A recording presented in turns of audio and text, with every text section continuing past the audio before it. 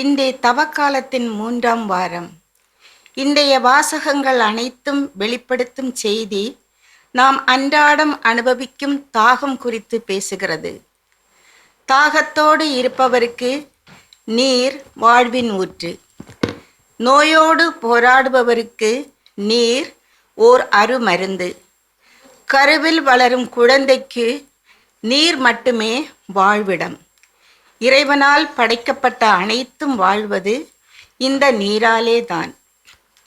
எகிப்தில் அடிமைகளாக வாழ்ந்த இஸ்ரேல் மக்கள் மோசே வழியாக வளம் கொழிக்கும் கானான் தேசத்திற்கு அழைத்து வரும் வழியில் குடிப்பதற்கு தண்ணீர் இல்லாமல் இருந்த வேளையில் மோசேயை எதிர்த்து முறுமுறுத்தார்கள். காரணம், அடிமைகளாய் இருந்தாலும் எகிப்திலே உயிரை காக்க உணவும் நீரும் கிடைத்தது. இன்றைய முதல் வாசகத்தில் எகிப்தில் அடிமைகளாய் வாழ்ந்த மக்களின் கண்ணீரை கண்ட இறைவன் மீட்பின் திட்டத்தை துவங்கினார்.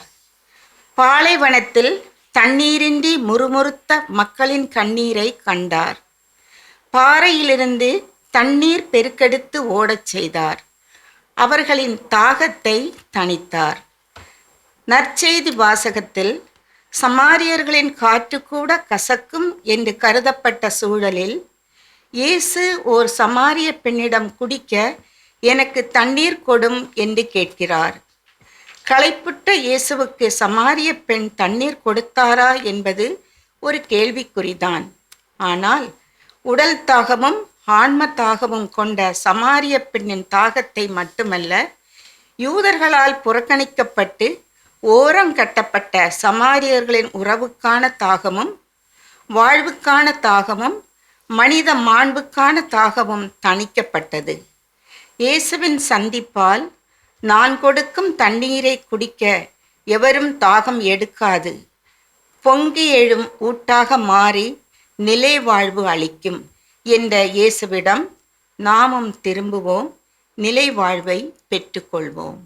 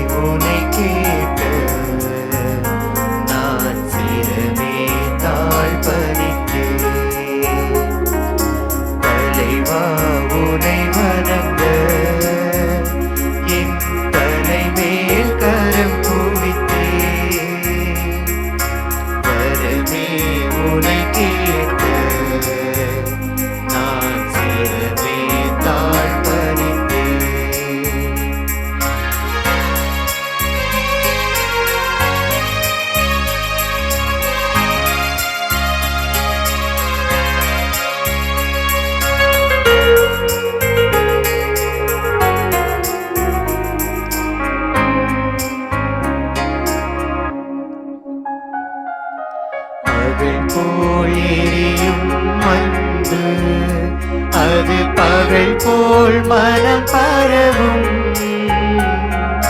பகல் போல் எரியும் அன்பு, அது பகல் போல் மனம் பரவும்.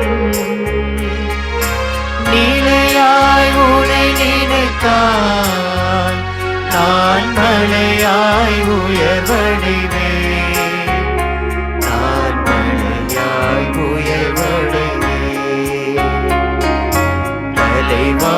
உனை வணங்க என் தலை மேல் கரம் குவித்தே,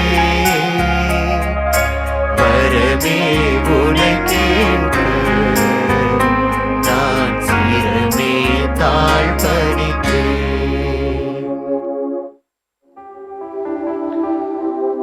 தந்தை மகன் தூயாவியாரின் பெயராலே ஆவியாலே.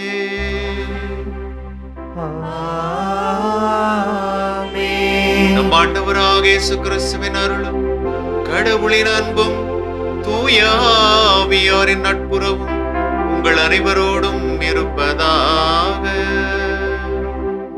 உம் ஆன்மாவோடும் இருப்பதாக. கிறிஸ்துவில் பிரியமான எனதருமை சகோதர சகோதரிகளே, தவக்காலத்தில் 3வது ஞாயிற்றுக்கிழமை நாம் இருக்கிறோம்.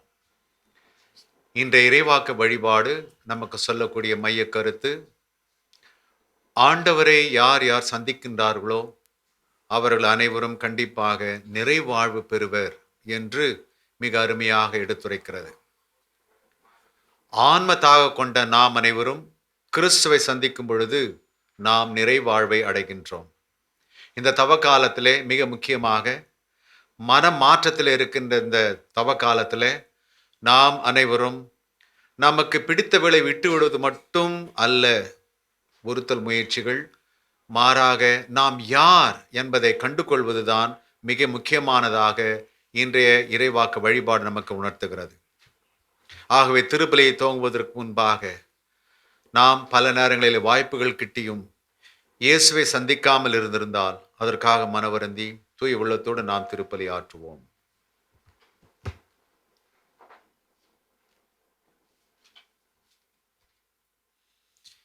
எல்லாம் வல்ல இறைவனிடமும் சகோதர சகோதரிகளே, உங்களிடமும் நான் பாவி என ஏற்றுக்கொள்கிறேன்.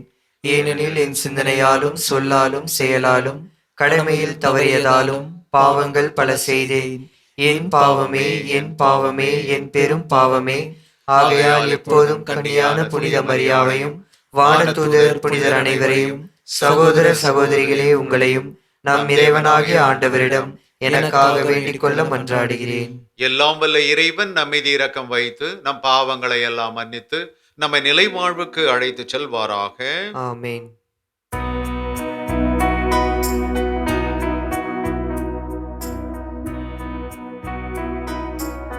ஆண்டவரே இரக்கமாயிரும். ஆண்டவரே இரக்கமாயிரும். கிறிஸ்துவே இரக்கமாயிரும். கிறிஸ்துவே இரக்கமாயிரும். ஆண்டவரே இரக்கமாயிரும். ஆண்டவரே இரக்கமாயிரும். மன்றாடுவோமாக. இறைவா,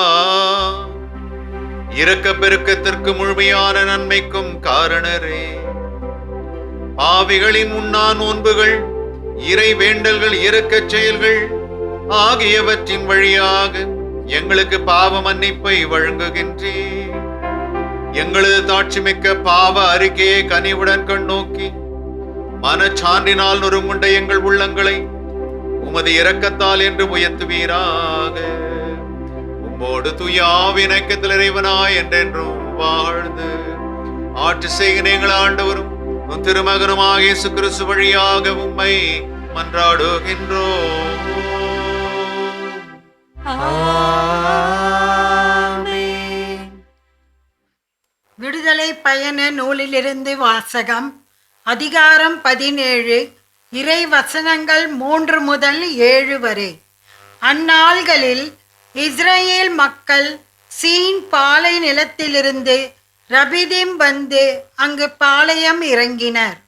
அங்கு தண்ணீரின்றி தவித்ததால் மக்கள் மோசேயை எதிர்த்து முறுமுறுத்து, நீர் எகிப்திலிருந்து எங்களை வெளியேற செய்தது எங்களையும் எங்கள் பிள்ளைகளையும் கால்நடைகளையும் தாகத்தால் சாகடிக்கவா என்று கேட்டனர். மோசே ஆண்டவரிடம், இந்த மக்களோடு நான் என்ன செய்வேன்? இன்னும் கொஞ்சம் போனால் என்மேல் கல் எறிவார்களே என்று கதறினார். ஆண்டவர் மோசேயிடம், இஸ்ரேல் தலைவர்கள் சிலரை உன்னோடு அழைத்து கொண்டு மக்கள் முன் செல். நைல் நதியை அடித்த உன் கோலையும் கையில் எடுத்துக்கொண்டு போ. இதோ நான் அங்கே ஓரேபில் உள்ள பாறையில் உனக்கு முன் நிற்பேன். நீ பாறையை அடி, மக்கள் குடிக்க அதிலிருந்து தண்ணீர் புறப்படும் என்றார். இஸ்ரவேல் தலைவர்கள் காண மோசே அவ்வாறே செய்தார். இஸ்ரவேல் மக்கள் அங்கு வாதாடியதாலும் ஆண்டவர் தம்மோடு இருக்கிறாரா இல்லையா என்று சோதித்ததாலும் அவ்விடம் மாசா என்றும் மெரிபா என்றும் பெயரிட்டு அழைக்கப்பட்டது. ஆண்டவரின் அருள்வாக்கு. இறைவனுக்கு நன்றி.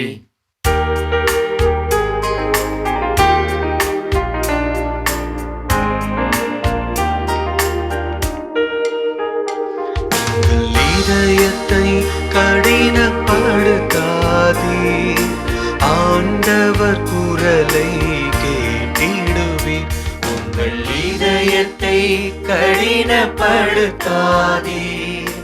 ஆண்டவர் குரலை கேட்டிடுவீர். உங்கள் இதயத்தை கடினப்படுத்தாதீர், ஆண்டவர் குரலை கேட்டிடுவீர். வாருங்கள், ஆண்டவரை புகழ்ந்து பாடுங்கள். நமது மீட்பின் பாறையை போற்றி ஆர்ப்பரியுங்கள். நன்றியுடன் அவர் திருமுன் செல்வோம், புகழ் பாக்கலால் அவரை போற்றி ஆர்ப்பரிப்போம். உங்கள் இதயத்தை கடினப்படுத்தாதீர், ஆண்டவர் குரலை கேட்டிடுவீர். உங்கள் இதயத்தை கடினப்படுத்தாதீர், ஆண்டவர் குரலை கேட்டிடுவீர். வாருங்கள், தாழ்பணிந்து அவரை தொழுவோம். நம்மை உருவாக்கிய ஆண்டவர் முன் முழந்தாளிடுவோம். அவரே நம் கடவுள், நாமோ அவரது மேய்ச்சலின் மக்கள். நாம் அவர் பேணி காக்கும் ஆடுகள். உங்கள் இதயத்தை கடினப்படுத்தாதீர், ஆண்டவர் குரலை கேட்டிடுவீர். உங்கள் இதயத்தை கடினப்படுத்தாதீர், ஆண்டவர் குரலை கேட்டிடுவீர். இன்று நீங்கள் அவரது குரலுக்கு செவி கொடுத்தால் எத்துணை நலம். அன்று மெரிபாவிலும் பாலை நிலத்திலும் மாசாவிலும் செய்தது போல் உங்கள் இதயத்தை கடினப்படுத்திக் கொள்ளாதீர்கள். அங்கே உங்கள் மூதாதையர் என்னை சோதித்தனர், என் செயல்களை கண்டிருந்தும் என்னை சோதித்து பார்த்தனர். உங்கள் இதயத்தை கடினப்படுத்தாதீர், ஆண்டவர் குரலை கேட்டிடுவீர். உங்கள் இதயத்தை கடினப்படுத்தாதீர், ஆண்டவர் குரலை கேட்டிடுவீர். இரண்டாம் வாசகம். திருத்தூதர் பவுல் உரோமருக்கு எழுதிய திருமுகத்திலிருந்து வாசகம். அதிகாரம் 5. உயிருள்ள உயிர்ப்பிக்கும் வார்த்தைகள் 1 முதல் 2 மற்றும் 5 முதல் 8. சகோதர சகோதரிகளே, நாம் கொண்டுள்ள நம்பிக்கையின் மூலம் கடவுளுக்கு ஏற்புடையவர்களாகி உள்ள நாம் நம் ஆண்டவராகிய இயேசு கிறிஸ்துவின் வழியாய் கடவுளோடு நல்லுறவு கொண்டுள்ளோம். நாம் இப்பொழுது அருள் நிலையை பெற்றிருக்கிறோம். இந்நிலையை அடையும் உரிமை இயேசு கிறிஸ்துவின் வழியாய் கடவுளோடு நல்லுறவு கொண்டுள்ளோம். நாம் இப்பொழுது அருள்நிலையை பெற்றிருக்கிறோம். இந்நிலையை அடையும் உரிமை இயேசு கிறிஸ்து மீது கொண்ட நம்பிக்கையால்தான் அவர் வழியாகவே நமக்கு கிடைத்தது. கடவுளின் மாட்சியில் பங்கு பெறுவோம் என்னும் எதிர்நோக்கில் நாம் பெருமகிழ்வு கொள்ள முடிகிறது. அந்த எதிர்நோக்கு ஒருபோதும் ஏமாற்றம் தராது. ஏனெனில் நாம் பெற்றுள்ள தூய ஆவியின் வழியாய் கடவுளின் அன்பு நம் உள்ளங்களில் பொழியப்பட்டுள்ளது. நாம் இறைப்பற்றின்றி வலுவற்று இருந்தபோதே குறித்த காலம் வந்ததும் கிறிஸ்து நமக்காக தம் உயிரை கொடுத்தார். நேர்மையாளருக்காக ஒருவர் தம் உயிரை கொடுத்தாலே அரிது. ஒருவேளை நல்லவர் ஒருவருக்காக யாரேனும் தம் உயிரை கொடுக்க துணியலாம். ஆனால் நாம் பாவிகளாய் இருந்தபோதே கிறிஸ்து நமக்காக தம் உயிரை கொடுத்தார். இவ்வாறு கடவுள் நம்மீது கொண்டுள்ள தம் அன்பை எடுத்து காட்டி உள்ளார். ஆண்டவரின் அருள்வாக்கு. இறைவனுக்கு நன்றி.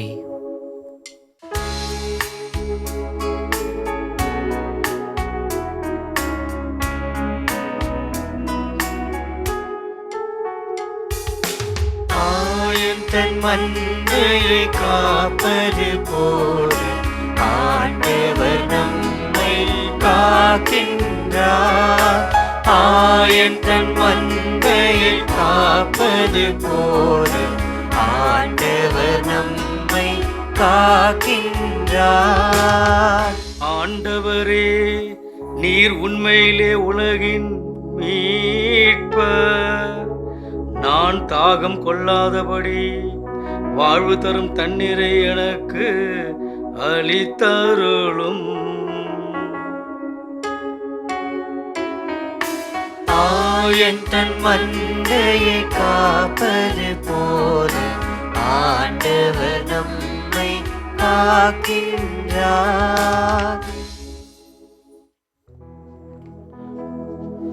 ஆண்டவர் உங்களோடு இருப்பாராக.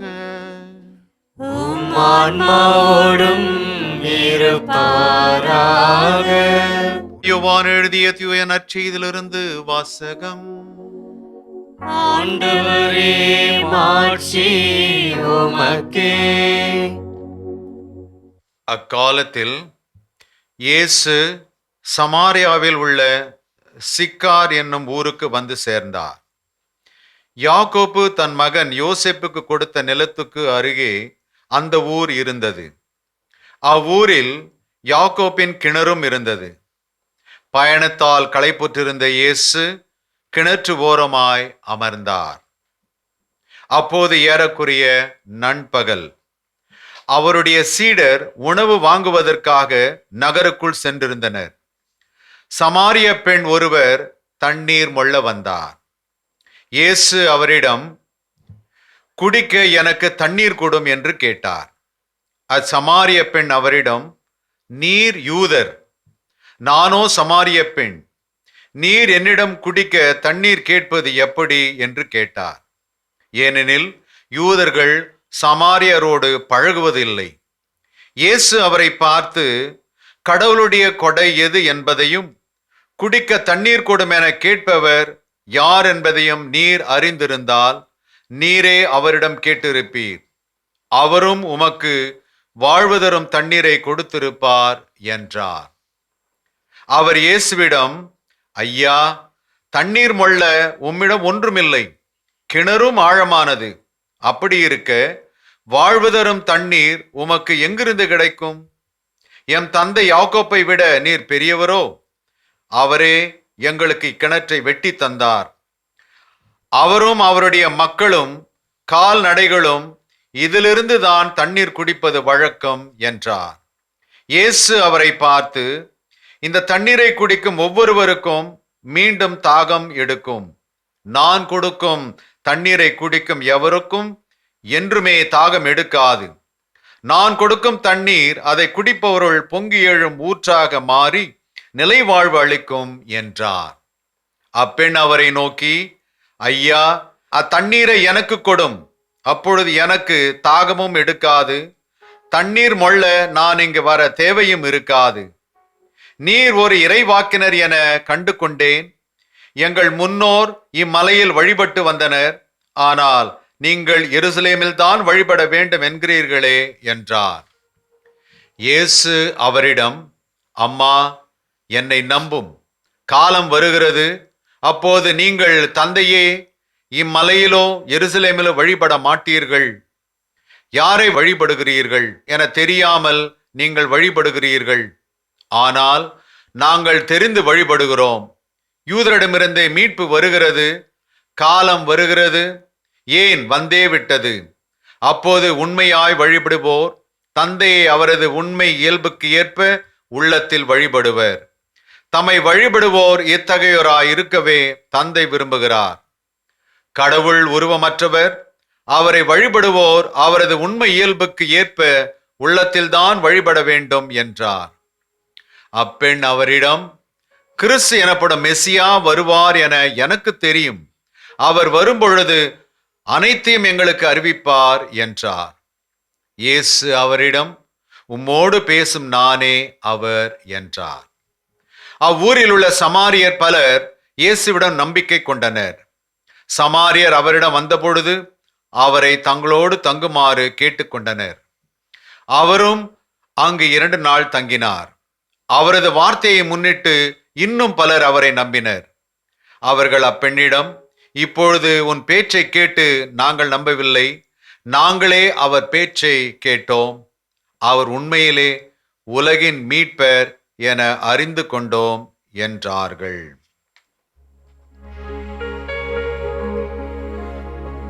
ஆண்டவரின் அருள்வாக்கு.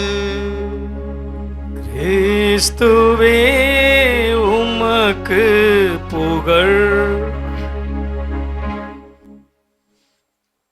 கிறிஸ்துவில் பிரியமான எனதருமை சகோதர சகோதரிகளே, தவக்காலத்தில் 3வது ஞாயிற்றுக்கிழமையிலே நாம் இருக்கிறோம். இன்றைய இறைவாக்கு வழிபாடானது ஒரு ஆன்மாவின் விசுவாச பயணத்தை மிக அருமையாக இந்த எபிசோட் நமக்கு எடுத்து சொல்லுகிறது. சமாரிய பெண் பதட்ட நிலையில் வருகிறாள். அவள் வருகின்ற நேரம் நண்பகல். எந்த தோழிகளோடும் அவர் வருவது கிடையாது, தனிமையிலே வந்து கொண்டிருக்கின்றாள். இந்த எபிசோட் அல்லது இந்த நிகழ்வு பிரியமான சகோதர சகோதரிகளே, இந்த இயேசுவும் சமாரிய பெண்ணும் ஏற்படுத்துகின்ற இந்த உரையாடல் புதிய ஏற்பாட்டிலே மிக நீண்டமான ஒரு உரையாடலாக நாம் பார்க்கின்றோம். இதை இயேசு நிகழ்த்துகிறார். சீடர்களிடம் கூட அவர் அவ்வாறு ஒரு நீண்ட ஒரு உரையாடலை நிகழ்த்துவது கிடையாது. இந்த சமாரிய பெண்ணிடம் நாம் பார்ப்பது, இயேசுவை கண்டுகொள்வதற்கு முன்பாக 4 படிகளை நாம் பார்க்கின்றோம். முதலாவதாக இயேசுவை அவள் அந்நியப்படுத்துகிறாள். நீ ஒரு யூதன், நானோ ஒரு சமாரியன். காரணம், யூதர்களுக்கும் சமாரியர்களுக்கும் நல்ல ஒரு உறவு கிடையாது. அவர் உயர்ந்த ஜாதியினர், இந்த சமாரியர்கள் தாழ்த்தப்பட்டவர்கள் என்றுதான் கருதப்பட்டார்கள். ஆகவே இந்த பெண் சொல்லுகின்றாள், நீ ஒரு யூதன், எப்படி நீர் என்னிடத்திலே வந்து நீரை கேட்பீர் என்று இந்த சமாரிய பெண் சொல்வதாக நாம் பார்க்கிறோம். ஆனால் இயேசு அந்த நேரத்தில் இந்த சமாரிய பெண்ணை தீர்ப்பிடவில்லை, தளர்ச்சி அடைய செய்யவில்லை. அந்த பெண் மதிய வேளையிலே வரும்பொழுது தண்ணீர் மொள்ள வருகிறாள், தனியாக வருகிறாள். காரணம், அவள் வேண்டுமென்றே மற்ற தோழிகளிடமிருந்து விலகி வருவதற்கு காரணம், அவள் நெறிக்கட்டவளாக இருந்ததுனால மற்றவர்களிடம் சென்று தோழமையிலே நீரை முள்ளுவதற்காக அவர் வருவது கிடையாது. இப்படியாகத்தான் பிரியமான சகோதர சகோதரர்களே, ஆண்டவர் இயேசு உன் மீதும் என் மீதும் தாகம் கொள்ளுகிறார். ஆகவே இயேசு கேட்டது ஒவ்வொரு ஆணின் மீதும் ஒவ்வொரு பெண்ணின் மீதும் இறைவன் கொண்டுள்ள இந்த தாகத்தை வெளிப்படுத்துகிறது என்பதுதான். ஏனென்றால் பலருடைய ஆன்மாவை மீட்டெடுப்பதற்காக அவர் தணியாத தாகத்தோடு அவர் நீரை பருகுவதாக நாம் பார்க்கிறோம். அந்த தாகமானது கல்வாரி மலை வரை, இறுதி மூச்சு வரை இந்த தாகம் அவர் கொள்கிறார். தாகம் என்றால் என்ன? அதாவது மனுக்குலத்தின் மீது அவர் கொண்ட அந்த அலாதி அன்பு. ஆகவே அந்த தாகத்தை தான் தணிப்பதற்காக ஆண்டவர் வருவதாக நாம் பார்க்கிறோம்.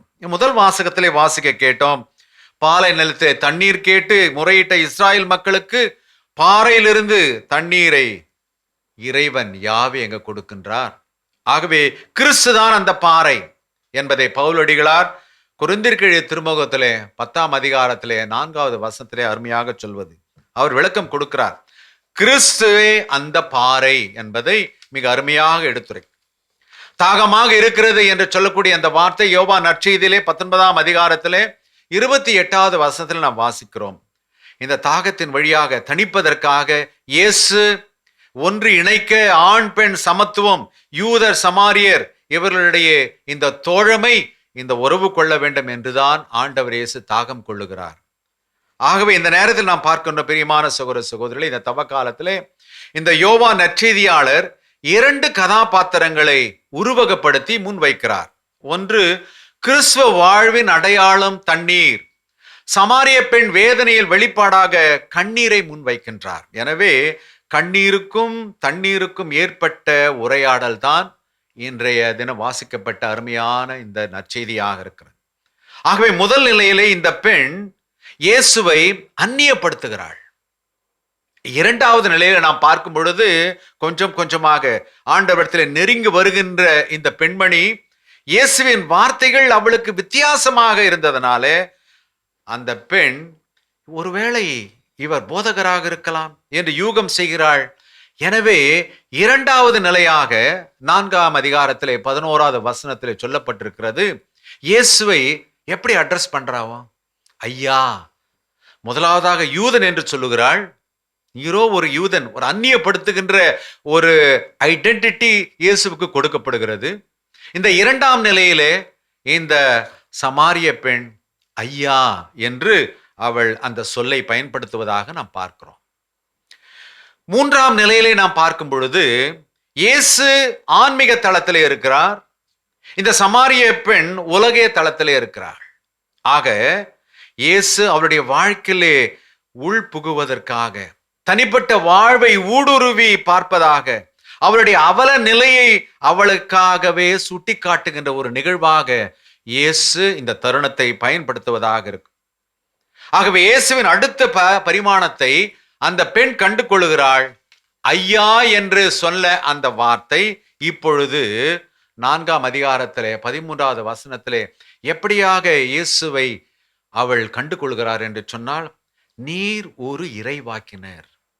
ஆக 3வது படியிலே நாம் பார்க்கின்றோம், இயேசுவை அவள் எவ்வாறு அங்கீகாரம் செய்கின்றாள் என்று சொன்னால், நீர் ஒரு இறைவாக்கினர் என கண்டு கொண்டேன்.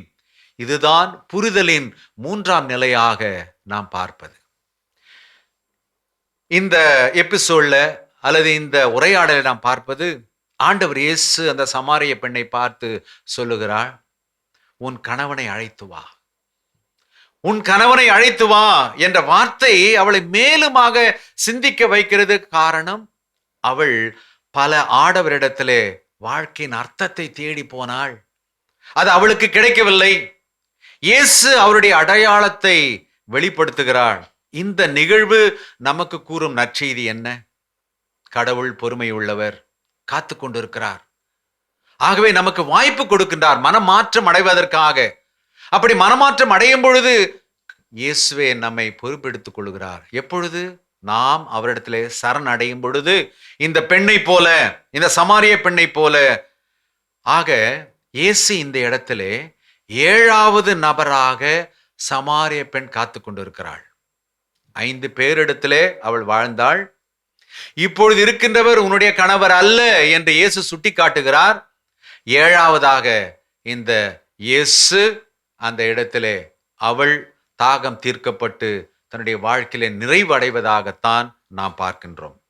பிரியமான சகோதர சகோதரிகளே, நாமும் இந்த தவ காலத்திலே இவளை போல சில நேரங்களிலே நம்முடைய பொருள், நம்முடைய பதவி, நம்முடைய பட்டம், நம்முடைய சாதனைகள், நம்முடைய இமேஜ் என்றெல்லாம் நினைத்து திருப்தி அடைய நாம் முயல்கின்றோம். ஆனால் நமக்கு ஆழமான உறுதியான நம்பிக்கை ஏழாம் நபரிடத்திலே இந்த இயேசுவிலே தான் உண்டு என்பதை இன்றைய இறைவாக்கு வழிபாடு நமக்கு அருமையாக எடுத்துரைக்கிறது. இந்த நிகழ்வில், இந்த உரையாடலை மீண்டுமாக ஆழமாக சிந்தித்து பார்க்கும் பொழுது, பிரியமான சகோதர சகோதரிகளே, இந்த சமாரிய பெண் சுற்றி வளைத்து கொண்டு அவள் கிறிஸ்துவோடு விவாதிக்கின்றாள். ஒரு டாக்கட்டிவ் உமன் மாதிரிதான் அவள் என்பித்து காட்டுவது. ஆண்டவர் சொல்கின்ற கூற்றுக்கு ஏற்றவாறு அவள் பதில் கொடுக்கின்றாள். ஆனால் அவள் பேசுகின்ற அந்த மறுமொழியெல்லாம் எப்படி இருக்கிறது? ஜாதி பிரச்சனை, வழிபாடு, ஆலயம் என்று தான் பேசுகிறாளே ஒழிய தன்னை பற்றி ஒன்றுமே கூறவில்லை. ஆனால் கிறிஸ்து அவருடைய அந்தரங்க வாழ்க்கையை சுட்டி காட்டுவதாக நாம் பார்க்கிறோம். இன்று கூட நாம் பார்க்கணும், பிரியமான சகோதர சகோதரிகளே, விவாதம் செய்வதற்காக பலர் வருகின்றார்கள். ஆனால் இறைவனோடு உரையாடல் நிகழ்த்துவதற்காக பல பேர் முன் வருவது கிடையாது. ஆனால் இந்த சமாரிய பெண் உரையாடுவதற்காக முன் வருகிறாள். ஆகவே சமத்துவத்திற்கான பணிகளை தொடர்ந்து செய்திட வேண்டும் என்று ஆண்டவரை கண்டுகொண்ட பிற்பாடு அவள் அந்த ஊருக்கு சென்று, நான் மெசியாவை கண்டேன் என்று சொல்லி எல்லோரையும் அழைத்து வருவதாக ஒரு திருத்தூதராக, இந்த யோவான் நற்செய்தியிலே முதல் திருத்தூதவராக இவளுக்குத்தான் அந்த பெயர் கிட்டுகிறது. அன்புக்குரியவர்களே, 2003ஆம் ஆண்டிலே திருத்தந்தை 2ஆம் ஜான் பாலை தமிழக ஆயர்கள் சந்திக்க போகிறார்கள். அப்பொழுது சந்தித்து திருத்தந்தை இடத்திலே உரையாடிய பொழுது அவர் சொல்லுவார், ஜாதிய உணர்வுகளால் தூண்டப்பட்ட வெறுப்புகளும் விரோதங்களும் கிறிஸ்தவர்களுக்கு இடையில் இருந்ததாக அடையாளம் ஏதும் இனியும் சிறிதும் அனுமதிக்க கூடாது. ஜாதி உணர்வை வளப்படுத்தும் மரபுகளை அழிக்க வேண்டும் என்று திருத்தந்தை அவர்கள் பதிவு செய்கிறார். ஆனால் நடைமுறையில் நடப்பது என்ன?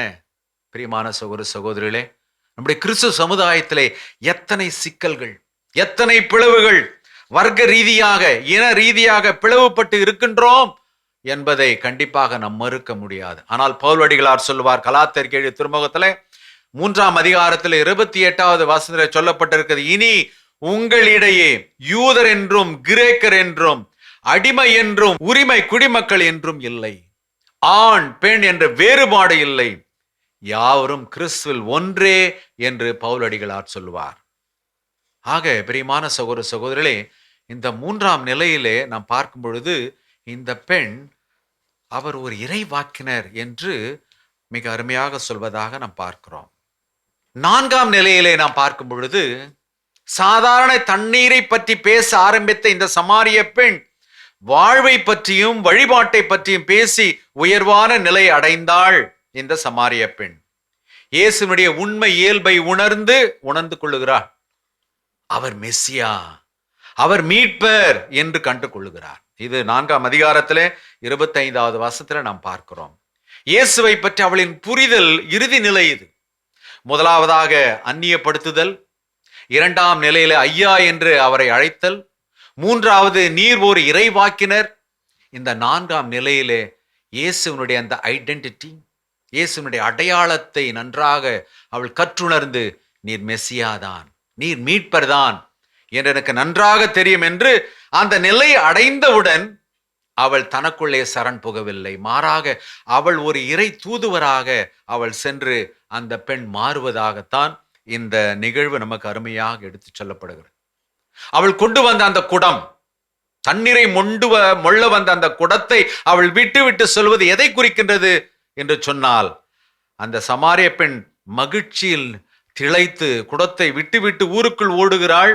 தண்ணீரை சுமந்து செல்ல வந்தவள் அவள் உள்ளத்தில் இயேசுவை தாங்கி அவள் சென்று அதனுடைய உட்பொருளை, இந்த வாழ்வை எல்லோரும் பெற வேண்டும் என்பதற்காக திருத்தூதராக பொருள் கொள்ள வைக்கின்றது. எனவே பிரியமான சகோதர சகோதரிகளே, நீங்களும் நானும் இயேசுவை அடையாளம் கண்டு கொண்ட பிற்பாடு திருத்தூதவர்களாக, மனமாற்றம் அடைந்தவர்களாக இந்த தவக்காலத்திலே இயேசுவை அறிவிப்பதற்காக நாம் முனைந்து செயல்பட வேண்டும் என்பதுதான். இந்த சமாரிய பெண், பிரியமான சகோதர சகோதரர்களே, தனது தவறான உறவுகளை எல்லாம் உணர்ந்து உண்மையை அவள் ஒத்துக்கொண்டதன் காரணமாக அவளுடைய வாழ்வு புது பிறப்பாக மாறி அவளுடைய தாகம் தீர்ந்ததாக நாம் பார்க்கின்றோம். இந்த நிகழ்வை நான் படித்து கொண்டிருந்த பொழுது ஒரு சில கதாபாத்திரங்களை நாம் இந்த நவீன காலத்தில் எப்படி அதை நாம் மாற்றி அமைத்துக் கொள்ளலாம் என்ற ஒரு சிந்தனை தான். இந்த சமாரிய பெண் she represents modern man and woman. நவீன மனிதனை பற்றியும் மனுஷியை பற்றியும் குறிப்பதாக நான் பார்க்கிறேன். அவள் எடுத்து சென்ற அந்த குடம், பிறகு அந்த பக்கெட், அந்த கிணற்றின் ஆழத்திலே அந்த பக்கெட்டிலிருந்து தான், அந்த வாளிலிருந்து தான் அந்த நீரை மொள்ள வேண்டும். அப்படியாக இது எதை குறிக்கிறது என்று சொன்னால், வெற்றிடமாக இருக்கின்ற நம்முடைய இதயத்தை குறிக்கின்றது என்றுதான் நாம் இந்த நற்செய்தியிலே பார்ப்பதாக. கிணறு என்று பார்க்கும் பொழுது தற்போதைய நவீன முற்போக்கு சிந்தனைகள், ஊடகங்கள், ஒருவேளை இது நல்லதாக இருக்கலாம், தீயதாகவும் கூட இருக்கலாம். ஆகவே இது நம்முடைய ஐடியாலஜி, நம்முடைய கான்செப்ட்ஸ் எல்லாமே சில நேரங்களிலே இந்த கிணறு தான். அதிலே நல்லதும் இருக்கின்றது, தீயதும் இருக்கின்றது. நீரை கூட நாம் சொல்லுகின்றோம் பொல்யூட்டட் வாட்டர், அன்பொல்யூட்டட் வாட்டர் என்று சொல்லுகிறோம். ஆனால் இயேசு இந்த இடத்திலே யாரை பிரதிபலிக்கிறார் என்று சொன்னால், திரு அவையே அவர் பிரதிபலிக்கின்றார். ஆக இயேசு களைப்பாக, தாகமாக, பசியாக வருகின்ற நேரத்திலே இந்த சமாரிய பெண் குழப்பம் அடைந்த நேரத்திலே நிறைவாழ்வை நோக்கி வருவதாக நாம் பார்க்கிறோம். இயேசுவை கண்டுகொண்ட பிற்பாடு அவள் எடுத்துக்கொள்ளுகின்ற மொள்ள வந்த அந்த நீர், ஆண்டவனுடைய அந்த ஊற்று நீர், அருளை தருகின்ற அந்த நீராக அவள் பருகி அவள் நிறைவடைந்து அவள் வீடு செல்வதாக இந்த அருமையான வாசம் நமக்கு சொல்லப்படுகிறது. எனவே அன்புக்குரியவர்களே, இந்த தவக்காலத்திலே நம்முடைய உள்ளங்கள் எப்படி இருக்கின்றது? ஒருவேளை நம்முடைய உள்ளங்கள் கூட இந்த சமாரிய தன்மை படைத்ததாக கூட இருக்கலாம். அவள் முழுவதுமாக தன்னுடைய மனநிலையை முழுவதுமாக முதலில் எடுத்து சொல்லவில்லை. ஆனால் இயேசு பின்தொடர்ந்து போய்கொண்டே இருக்கிறார். Jesus Christ actually probes lot of questions. நிறைய வினாக்களை அவளிடத்திலே எழுப்பி ஒரு சில விளக்கங்களை சொல்லி ஆண்டவர் அவருடைய முழுமையான நிலை எடுத்துரைப்பதாக பார்க்கிறோம். I believe that Jesus is ultimate counselor. இந்த ஒரு நிகழ்வை நாம் பார்க்கும் பொழுது இயேசு கிறிஸ்து அருமையாக அந்த பெண்ணினுடைய அந்த உள்ளத்தில் இருக்கின்ற அந்த மனக்குமுறல்களை எல்லாம் வெளிக்கொணர்வதற்காக இயேசு கொஞ்சம் கொஞ்சமாக பொறுமையாக இருந்து அவளை வழி நடத்துவதாக தான் நாம் பார்க்கிறோம். எனவே இன்றைய இறைவாக்கு வழிபாடு நம்முடைய சமுதாயத்திலே சுவர்களை அல்ல, மாறாக பாலங்களை கட்டி எழுப்புவோம் என்ற சிந்தனை மிக சிறப்பாக எடுத்துரைக்கிறது. எனவே இந்த சமாரிய பெண் போல் நமது உண்மை நிலையை எப்பொழுது நாம் ஏற்றுக்கொள்ளுகின்றோமோ அன்றுதான் மனமாற்றம் துவங்கும். அன்புக்குரியவர்களே, பல நேரங்களில் இந்த மனமாற்றம் எரிச்சலை கொடுக்கிறது, ஒரு சிலருக்கு பயத்தை கொடுக்கின்றது, வேறு சிலருக்கு குற்ற உணர்வை விளைவிக்கின்றது. காரணம், மனமாற்றம் என்றாலே நமக்கு பிடித்தவை ஒன்றை இழக்க வேண்டும், பிடித்தவைகளை எல்லாம் விட்டு விடுவது அல்ல, மாறாக உண்மையிலே நான் யார் என்று கண்டு கொள்வதுதான். இந்த சமாரிய பெண்ணை போல நான் யார், இயேசு எனக்கு யார் என்பதை கண்டு கொள்வதுதான் இந்த தவக்காலத்திலே நாம் எடுத்துக்கொள்ளுகின்ற இந்த நோன்பு அல்லது நம்முடைய ஒரு சில ஒருத்தல் முயற்சிகள். இதையெல்லாம் அது அருமையாக எடுத்துரைப்பதாக நாம் பார்க்கிறோம். கடைசியாக பிரியமான சகோதர சகோதரர்களே, கிறிஸ்துவை மக்களுக்கு பறைசாற்றும் முதல் இந்த திருத்துதவராக ஒரு பெண்ணை, அதுவும் ஒரு சமாரிய பெண்ணை யோவான் எடுத்து காட்டியிருக்கிறார். யூதர்களுக்கு இயேசுவை எடுத்து சுட்டி காட்டிய திருமுழுக்கு யோவானை போல சமாரியருக்கு இயேசுவை சுட்டி காட்டிய இயேசுவின் முன்னோடியாக இந்த சமாரிய பெண் விளங்குகிறாள். எனவே தவக்காலத்துல 3வது ஞாயிற்றுக்கிழமையில் இருக்கிற நாம் அனைவரும் இயேசு கிறிஸ்துவை கண்டிப்பாக நாம் அடையாளம் கண்டு கொள்ள வேண்டும். நான் யார், இயேசு எனக்கு யார் என்பதை நாம் அருமையாக எண்பித்து காட்ட அந்த புரிதல் இருந்து விட்டாலே போதும். கண்டிப்பாக நம்முடைய மனமாற்றம் அருகாமையில் இருக்கிறது. இயேசுவை நாம் அடையாளம் கண்டு கொள்ளலாம். தூய்மையான வாழ்க்கை வாழ்வதற்காக இந்த இறைவாக்கு வழிபாடு நமக்கு வழி செய்யட்டும். ஆண்டவனுடைய அந்த அருள் ஊற்று எப்பொழுதுமே நம்முடைய உள்ளத்திலே பொங்கட்டும் என்று சொல்லி திருப்பலியிலே மேலும் நாம் இறை ஆசிரை பெற்றுக்கொள்வதற்காக தொடர்ந்து ஒப்பு கொடுப்போம். ஆமென். நம்பிக்கையின் அறிக்கை.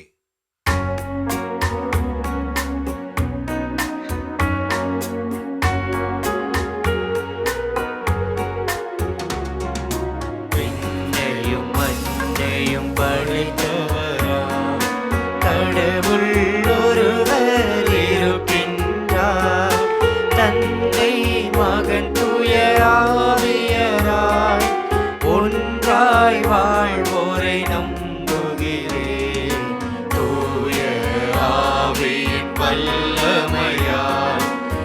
இறைமகன் நமக்காய் மனிதரானார். கன்னி மரியிடம் பிறந்தவரா, இயேசுவை உறுதியாய் நம்புகிறேன். லாத்துவின் ஆட்சியில் பாடுபட்டார், சிலுவையில் இறந்து அடக்கப்பட்டார், மூன்றாம் நாளில் உயிர்த்தெழுந்தார், இறப்பின் மீது வெற்றி கொண்டார். பின்னகம் வாழும் தந்தையிடம் அரியணை கொண்டு இருக்கின்றார்.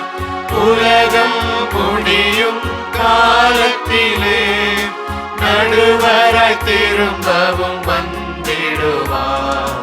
தூய ஆவியாரை நம்புகிறேன், பாரினில் அவர் துணை வேண்டுகிறேன்.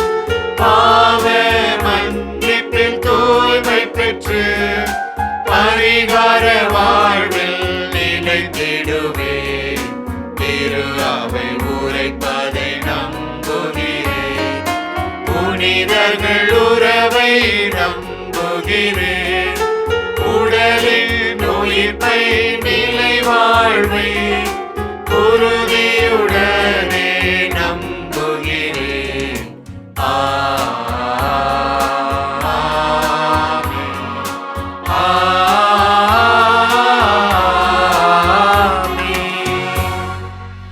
நம்பிக்கையாளர்களின் மன்றாட்டு. அன்புமிக்க சகோதர சகோதரிகளே, எக்காலமும் மன்றாட கடமைப்பட்டுள்ள நாம், குறிப்பாக தவக்காலத்தில் இந்நாட்களில் கிறிஸ்துவோடு விழித்திருந்து மிகுந்த உருக்கத்துடன் நம்முடைய மன்றாட்டுக்களை கடவுள் பால் எழுப்புவோமாக. அன்பின் இறைவா, எம் தாய் திரு அவைக்காக ஜெபிக்கிறோம். எம் திருத்தந்தை லியோ, ஆயர்கள், குருக்கள் மற்றும் இருபால் துறவரத்தார் அனைவரும் இத்தவக்காலத்தில் தங்களின் ஆன்மாவை புதுப்பித்துக் கொள்வதோடு இறைமக்களை உம்மிடம் அழைத்து வர முழு முயற்சியோடு உழைக்கும் வரம் தர இறைவா உம்மை மன்றாடுகின்றோம். ஆண்டவரே, எங்கள் மன்றாட்டை கேட்டருளும். ஞானத்தின் இறைவா, அரசு பொதுத் தேர்வை எழுதும் அனைத்து பிள்ளைகளுக்காக சிறப்பாக ஜெபிக்கின்றோம். பிள்ளைகள் அனைவரும் நல்ல உடல் உள்ள சுகத்தோடு வாழவும், படித்ததை நினைவில் வைத்து கேட்கப்படுகின்ற கேள்விகளுக்கு சரியான பதிலை எழுதி அதிக மதிப்பெண்களோடு வெற்றி பெற ஆசீர் வேண்டி இறைவா உம்மை மன்றாடுகின்றோம். ஆண்டவரே, எங்கள் மன்றாட்டை கேட்டருளும். உயிரின் ஊற்றே எம் இறைவா, ஈரான் மற்றும் இஸ்ரேல் நாடுகளுக்கு இடையே நடைபெறும் போரினால் உயிரிழந்த அனைவரும் முடிவில்லா பேரின்ப வீட்டில் நிலைத்து வாழவும், நாட்டு தலைவர்கள் போர்களை கைவிட்டு அமைதியை கொண்டு வர துரிதமாக நல்ல முடிவுகளை எடுக்கவும், போரினால் வாழ்வையும் வாழ்வாதாரத்தையும் இழந்து அச்சத்தோடும் வேதனையோடும் வாழும் மக்கள் பாதுகாப்போடு வாழ வரம் வேண்டி இறைவா உம்மை மன்றாடுகின்றோம். ஆண்டவரே, எங்கள் மன்றாட்டை கேட்டருளும். வாழ்விக்கும் இறைவா, அகில உலக பெண்கள் தினத்தை சிறப்பிக்கும் இன்றைய நாளில் பெண்களின் பாதுகாப்பிற்கும் வளர்ச்சிக்கும் எதிராக நிகழும் அனைத்து தீமைகளை நினைத்து மனம் வருந்துகிறோம். இவர்களும் மனித மாண்போடும் மகிழ்வோடும் வாழ பிறந்தவர்கள் என்பதை நாங்கள் உணர்ந்து அவர்களுக்குரிய உரிமைகளை கொடுத்து மரியாதையோடும் அன்போடும் பேணி காக்கும் நல்ல மனம் வேண்டி இறைவா உம்மை மன்றாடுகின்றோம். ஆண்டவரே, எங்கள் மன்றாட்டை கேட்டருளும். வாழ்வின் ஊற்றே எம் இறைவா, உடலாலும் உள்ளத்தாலும் தாகம் கொண்டு வாழும் உம் மக்களாகிய எங்களை ஆசீர்வதியும். நற்செய்தியில் நாங்கள் வாசிக்க கேட்டது போல இயேசுவே பொங்கி எழும் ஊற்றாக மாறி நிலை வாழ்வு அளிப்பவர் என்பதை உணர்ந்து வாழும் வரம் தர இறைவா உம்மை மன்றாடுகின்றோம். ஆண்டவரே எங்கள் மன்றாட்டை கேட்டருளும். நிலை வாழ்வின் ஊற்றே எம் இறைவா, மாதா தொலைக்காட்சி என்னும் பெரிய குடும்பத்தில் பணியாற்றுவோர், பங்குதாரர்கள், ஜெப வீரர்கள் அனைவருக்காகவும் ஜெபிக்கின்றோம். நாங்கள் அனைவரும் இத்தவக்காலத்தில் இறை வார்த்தையின் மீது அதிக தாகம் கொண்டு படிக்கவும், நற்செய்தியில் காணும் சமாரிய பெண் போன்று நாங்களும் நிலை வாழ்வளிக்கும் நீராம் உம் மகன் இயேசுவை எம் அனுதின வாழ்வில் கண்டு மகிழவும் அருள் வேண்டி இறைவா உம்மை மன்றாடுகின்றோம். ஆண்டவரே எங்கள் மன்றாட்டை கேட்டருளும். ஆண்டவரே, உம் மக்கள் முழுமனதோடு மனம் திரும்பி உம்மிடம் வரச் செய்தருளும். அவர்கள் துணிவுடன் மன்றாடி கேட்பதெல்லாம் உமது இரக்கத்தால் பெற்றுக்கொள்வார்களாக. எங்கள் ஆண்டவராகிய கிறிஸ்து வழியாக உம்மை மன்றாடுகின்றோம். ஆமென்.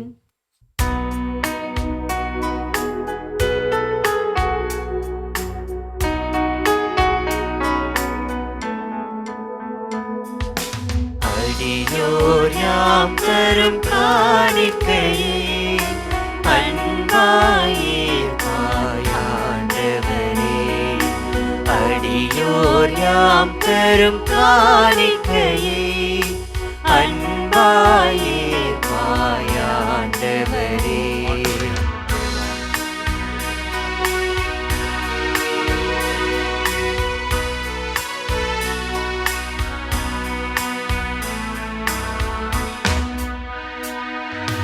பாவி என்றெம்மை பாராமல், பாவத்தின் தீமையை அடையாமல், பாவி என்றெம்மை பாராமல், பாவத்தின் தீமையை அடையாமல், பரிகாரம் என ஏற்றிடுவாய், பலியாயமை மாற்றிடுவாய். அடியோர் யாம் தரும் காணிக்கையே அன்பாயிர்பாயாண்டவரே. அடியோர் யாம் தரும் காணிக்கையே அன்பாயிர்பாயாண்டவரே. சகோதர சகோதரிகளே, என்னுடையதும் உங்களுடையதுமான பலி எல்லாமல்ல தந்தையாக இறைவனுக்கு ஏற்றதாக ஜெபியுங்கள். ஆண்டவர் தமது பெயரின் புகழ்ச்சிக்காகவும் மாட்சிக்காகவும் நமது நன்மைக்காகவும் புனித திரு அவை அனைத்து நலன்களுக்காகவும் உமது கையிலிருந்து இப்பலியை ஏற்றுக்கொள்வாராக. ஆண்டவரே இறைவா, இப்பலியால் மன நிறைவு அடைந்த எங்களுக்கு அருள் புரிவீராக. எங்கள் குற்றங்களிலிருந்து எங்களை மன்னிக்க வேண்டுகின்ற நாங்கள் பிறருடைய குற்றங்களை மன்னிக்க முயல்வோமாக. எங்கள் ஆண்டவராகிய கிறிஸ்து வழியாக உம்மை மன்றாடுகின்றோம். ஆமென். ஆண்டவர் உங்களோடு இருப்பாராக. உம் ஆன்மாவோடும் இருப்பாராக. இதயங்களை மேலே எழுப்புங்கள். ஆண்டவரிடம் எழுப்பியுள்ளோம். நம் இறைவனாகிய ஆண்டவருக்கு நன்றி பாடுவோம். அது தகுதியும் நீதியும் ஆனதே. ஆண்டவரே, தூயவரான தந்தையே, என்றும் உள்ள எல்லாம் வல்ல இறைவா, எங்கள் ஆண்டவராகிய கிறிஸ்து வழியாக எந்நாளும் எவ்விடத்திலும் நாங்கள் உமக்கு நன்றி செலுத்துவது மெய்யாகவே தகுதியும் நீதியுமாகும். எங்கள் கடமையும் மீட்புக்கு உரிய செயலுமாகும். தமக்கு தண்ணீர் தருமாறு சமாரிய பெண்ணிடம் கேட்ட நேரத்திலேயே கிறிஸ்து அப்பெண்ணுக்கு நம்பிக்கை எனும் கொடையை வழங்கி, அவ்வாறு அப்பெண்ணின் நம்பிக்கையின் மீது பெரிதும் ஆர்வம் கொண்டதால் அவரில் இறை அன்பின் நெருப்பை பற்றி எரிய செய்தார். ஆகவே நாங்களும் உமக்கு நன்றி செலுத்தி உமது வல்லமையை வானத்துதர்களோடு புகழ்ந்து ஆர்ப்பரித்து பாடுவதாவது.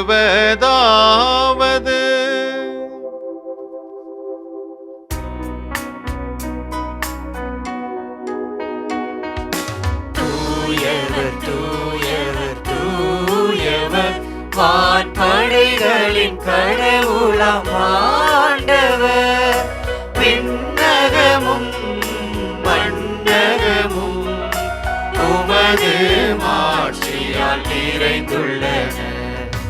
உன்னதங்களிலே ஓசன்னா, உன்னதங்களிலே ஓசன்னா. ஆண்டவர் பெயரால் வருகிறவர் ஆசி பெற்றவர். உன்னதங்களிலே ஓசன்னா, உன்னதங்களிலே ஓசன்னா. ஆண்டவரே, நீர் மெய்யாகவே தூயவர், தூய்மை அனைத்துக்கும் ஊற்று. ஆகவே உம்முடைய ஆவியை பொழிந்து இக்காணிக்கைகளை தூய்மைப்படுத்தமை வேண்டுகிறோம். இவ்வாறு எங்கள் ஆண்டவர் இயேசு கிறிஸ்துவின் உடலும் இரத்தமுமாக எங்களுக்கு இவை மாறுவனவாக. அவர் பாடுபட உள்ளம் கனிந்து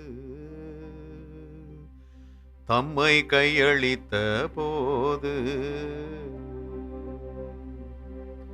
அப்பத்தை எடுத்து நன்றி செலுத்தி அதை பிட்டு தம் சீடர்களுக்கு அளித்து அவர் கூறியதாவது: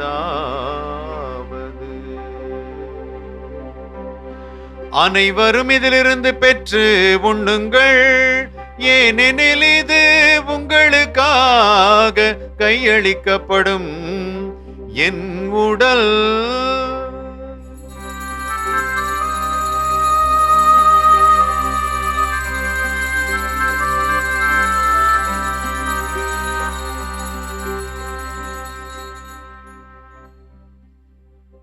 அவ்வண்ணமே இரவு விருந்தை அருந்திய பின் கிண்ணத்தையும் எடுத்து மீண்டும் உமக்கு நன்றி கூறி தம் சீடர்களுக்கு அளித்து அவர் கூறியதாவது: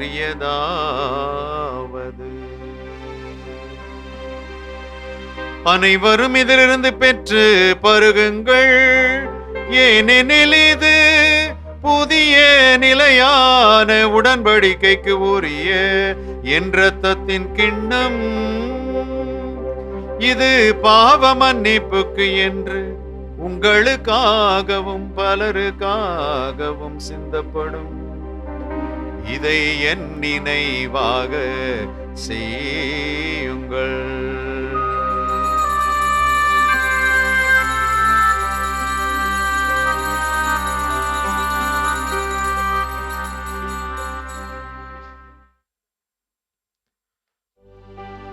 நம்பிக்கையின் மறை பொருள். ஆண்டவரே,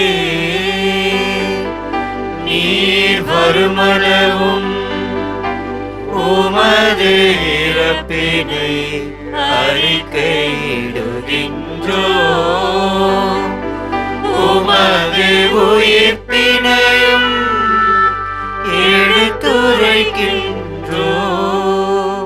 ஆகவே ஆண்டவரே, நாங்கள் கிறிஸ்துவின் இறப்பினையும் உயிர்ப்பினையும் நினைவு கூர்ந்து வாழ்வு தரும் அப்பத்தையும் மீட்பு அளிக்கும் கிண்ணத்தையும் உமக்கு ஒப்பு கொடுக்கின்றோம்.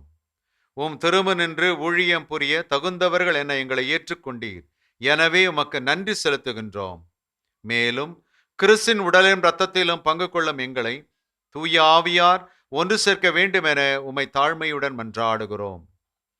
ஆண்டவரே, உலகெங்கும் பரவியிருக்கும் திரு அவை நினைவு கூர்ந்தருளும்.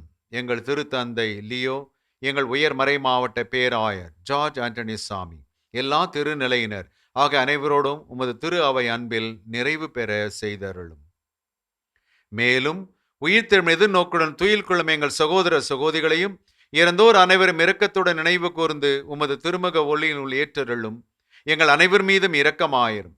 கடவுளின் கன்னித்தாயான புனித மரியா, அவருடைய கணவரான புனித யோசேப்பு, புனித திருத்தூதர்கள், இவ்வுலகில் உமக்கு உகந்தவராயிருந்தோர் ஆகிய புனிதர் அனைவருடனும் நாங்கள் நிலை வாழ்வில் பங்கு கொள்ளும் தகுதி பெற்று உம் திருமகன் இயேசு கிறிஸ்து வழியாக உம்மை போழ்ந்தேத்தும் வரமருள உம்மை மன்றாடுகிறோம்.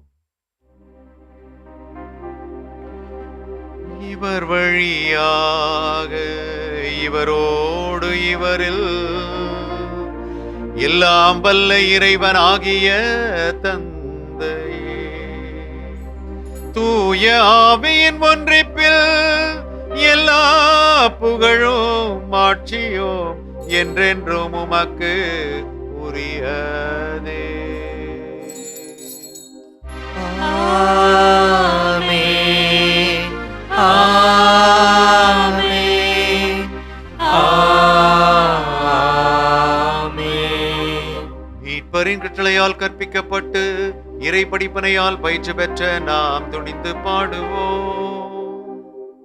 விண்ணுலகில் இருக்கின்ற எங்கள் தந்தையே, உமது பெயர் தூயது என போற்ற பெருக, உமது ஆட்சி வருக,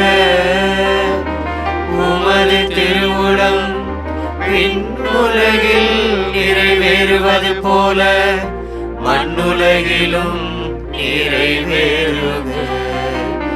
எங்கள் அன்றாட உணவை இன்று எங்களுக்கு தாரும்.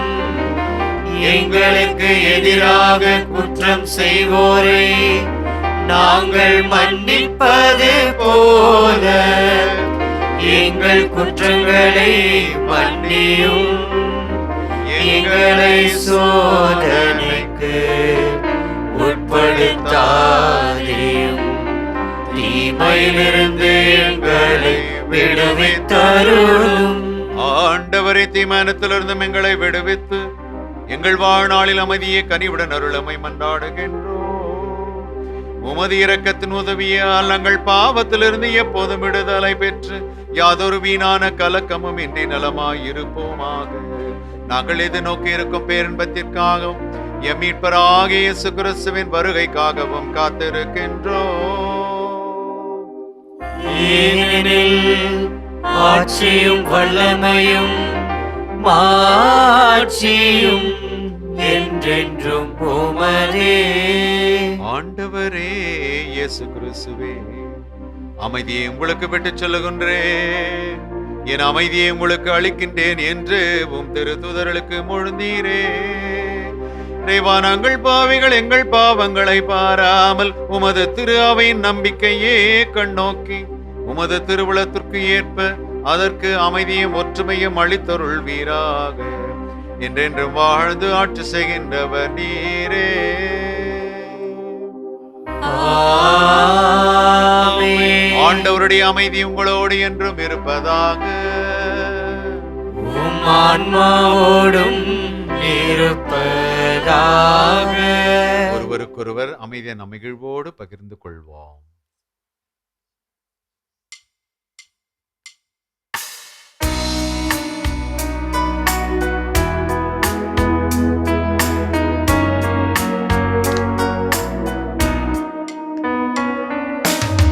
உலகின் பாவம் போக்கும் இறைவனின் செம்மறியே, என் மேல் இரக்கம் வையும். உலகின் பாவம் போக்கும் இறைவனின் செம்மறியே, என் மேல் இரக்கம் வையும். உலகின் பாவம் போக்கும் இறைவனின் செம்மறியே, எமக்கு அமைதி அருளும்.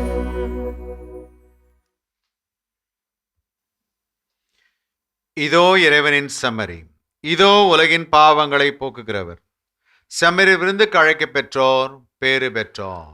ஆண்டவரே, நீர் என்னிடத்தில் எழுந்தருள நான் தகுதியற்றவன், ஆனால் ஒரு வார்த்தை மட்டும் சொல்லியருளும், எனது ஆன்மா நலமடையும்.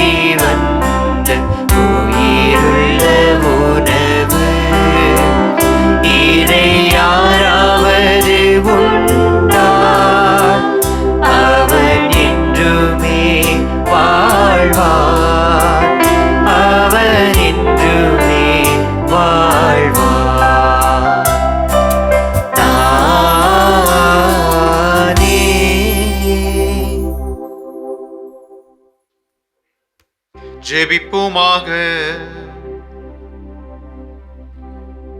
ஆண்டவரே, உம் நம்பிக்கையாளின் இதயங்களை ஆண்டவர்கள் உம்மை வேண்டுகின்றோம்.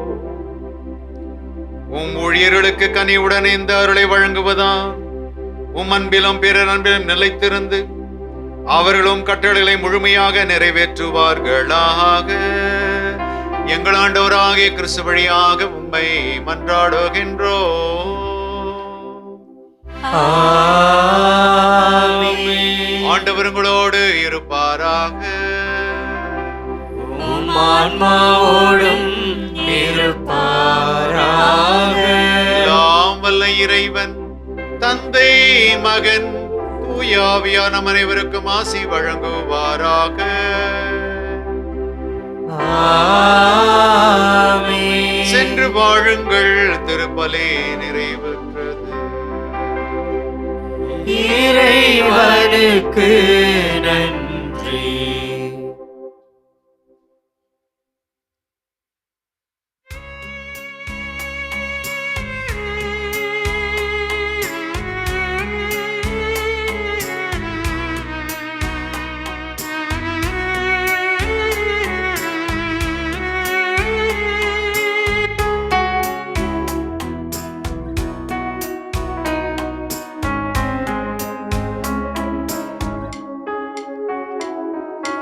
ஞானம் நிறை கன்னிகையே, நாதனை தாங்கிய ஆலயமே. ஞானம் நிறை கன்னிகையே, மாண்புயரேழு தூண்களுமாய்,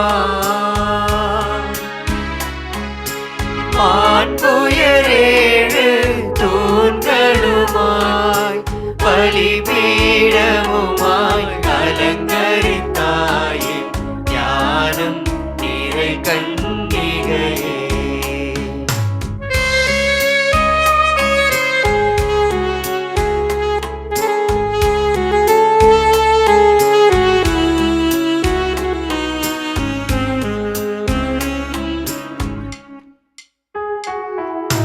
பாவ நிழலே அணுகா, பாதுகாத்தாருமையே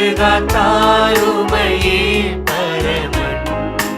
பாவ நிழலே அணுகா, தாயுதரம் நீ தரித்திடவே. தாயுதரம் நீ தரித்திடவே, தனதோரமல ஸ்தலமென கொண்டாய். ஞானம் நிறை கன்னிகையே. அதை தாங்கிய ஆலயமே, ஞானம் நிறை கன்னிகையே. இயேசுவுக்கே புகழ், இயேசுவுக்கே புகழ், இயேசுவுக்கே நன்றி, இயேசுவுக்கே நன்றி. மரியே வாழ்க. மரியே வாழ்க. தந்தை மகன் தூய ஆவியாரின் பெயராலே ஆமென்.